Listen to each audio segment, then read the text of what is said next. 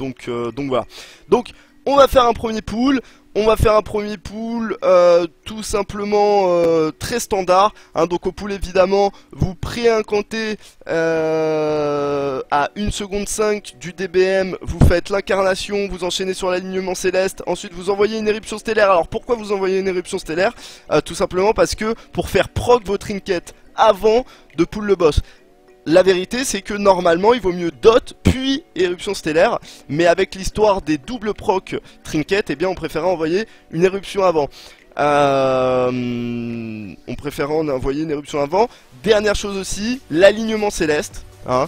L'alignement céleste très important à n'envoyer que en lunaire. Alors pourquoi envoyer l'alignement céleste uniquement en lunaire? Eh bien tout simplement pour que vos éruptions stellaires envoyées pendant l'alignement céleste bénéficient proc, hein, le lunaire empowerment, hein, donc l'amélioration lunaire plutôt que l'amélioration solaire, hein. Donc voilà, sachez que claquer l'alignement à 0 ou à 100 n'a aucun impact, vu que l'alignement fait en sorte que votre perso est à 100 d'éclipse, hein, donc que vous soyez à 0 ou à 100, vous serez à 100 quand même pendant la ligne. Donc voilà, on va lancer un vrai DBM, hein. On va lancer un vrai DBM. Donc on va lancer un DBM 22. Donc encore une fois, à la suite de ce petit test, n'hésitez pas si vous avez des questions, si vous avez des remarques, des reproches. Je suis évidemment tout oui. Tout oui. Donc c'est parti, on lance. Là j'incarne, je pote, hop, j'envoie mon éruption et je spam. D'accord? Donc le pool c'est un pool de spammers, hein. L'idée c'est d'envoyer le plus de Starfire pendant le Celestial Alignment. Donc l'alignement céleste, vous avez vu que mes trinkets ont reproc. Hop, donc j'envoie le plus de Starfire. Alors à ce moment là c'est évidemment le moment où on espère avoir le plus de reset, hein. Donc là je suis en descente, je ne vais pas claquer de Star Surge. Je redote en entrée d'éclipse, vous avez vu je viens de redote à l'instant. Je vais devoir sans doute envoyer une petite... Hop, je redote en entrée, j'envoie une éruption. Et là mon Starfire part au moment où je suis à 100 et le deuxième aussi. Donc là j'ai envoyé une éruption, j'aurais pu ne pas le faire. Je l'ai fait parce qu'il y avait du proc, etc. Mais j'aurais pu ne pas le faire. Là on va arriver en lunaire, hop, j'envoie mon éruption.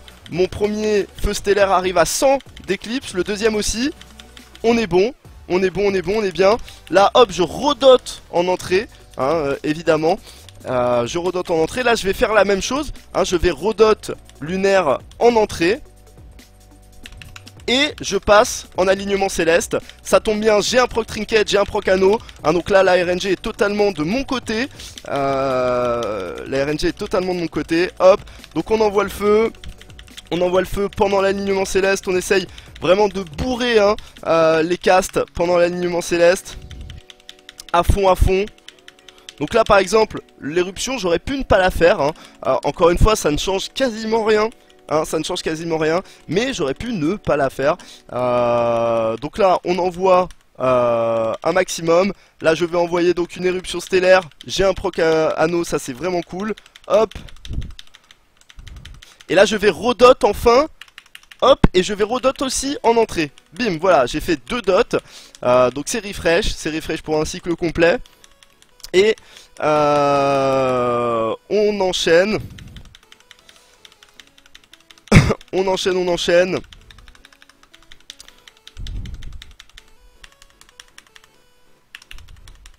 Donc là j'ai un proc crit. Alors évidemment la RNG chez le Moonkin est encore plus violente pour une raison assez simple finalement. C'est qu'en fonction de là où ça va proc, eh bien vous aurez pas le même DPS. Alors je m'explique parce que c'est peut-être un petit peu flou.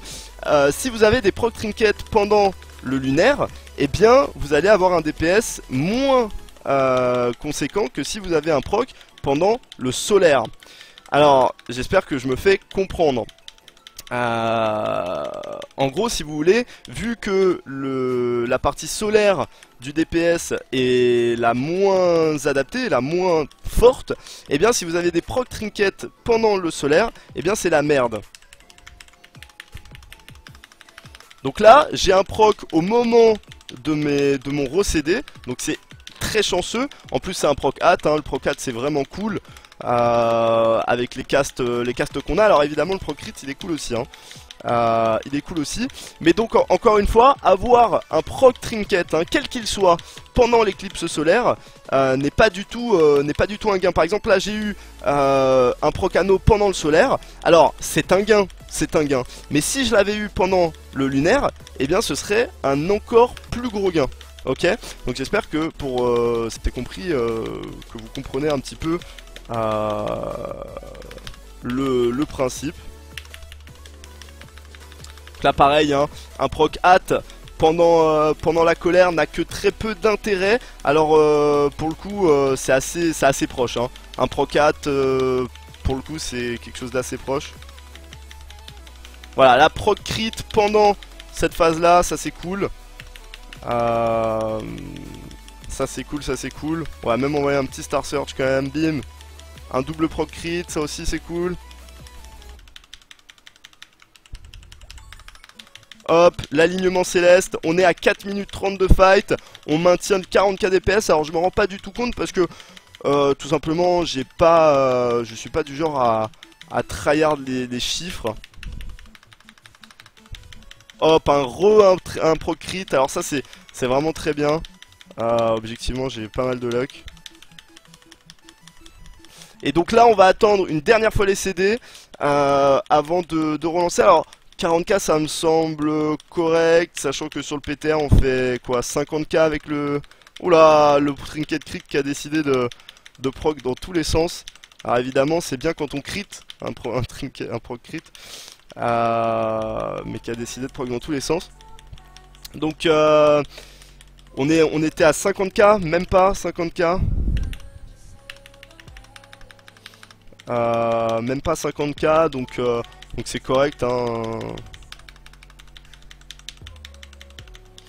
C'est correct. Alors évidemment on n'a aucun buff, hein. C'était 50k full buff sur le PTR, donc ça n'a évidemment pas grand chose à voir, hein. C'est pas comparable évidemment.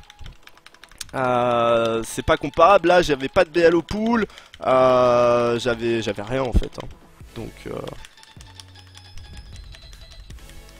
c'est évidemment peu comparable. Alors vous pouvez voir que le DPS chute énormément, hein. Ça c'est le principe même du Moonkin, et c'est le principe même du DPS en général, j'ai envie de dire, hein. L'idée c'est de faire le plus gros pic DPS possible pendant les CD et ensuite de se maintenir, hein. C'est une question de maintien. Donc on va claquer une dernière fois les 3 minutes, on va s'arrêter quand on repassera en solaire la deuxième fois. Je vais repot à ce moment là, hein. C'est et en plus j'ai un proc hâte. Alors par contre j'ai eu beaucoup de luck, hein, sur les procs il me semble. Donc là vous allez voir le DPS énormément augmenté évidemment si ça crit. Ce qui n'a pas voulu arriver. On a quand même bien regagné du DPS. Mais j'ai pas eu beaucoup de crit, j'ai l'impression. Parce que malgré le...